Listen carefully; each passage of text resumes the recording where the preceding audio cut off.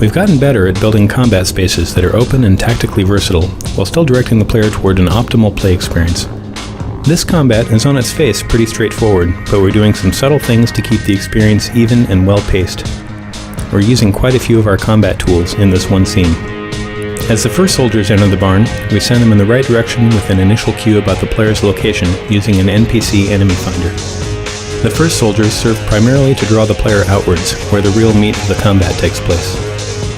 The wave of soldiers that spawns as the player rounds the corner to the exit are the most directly controlled.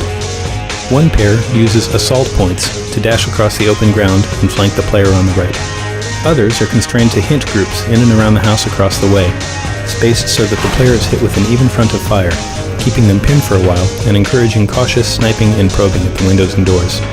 The broken down truck gives a vital bit of mid-ground cover as players leave the barn and advance on the house. Finally, as the player leaves the barn, we spawn the reinforcing hunter. We hold this back both to keep the difficulty more even and because the hunter combat is better when the player has pushed outwards before it begins.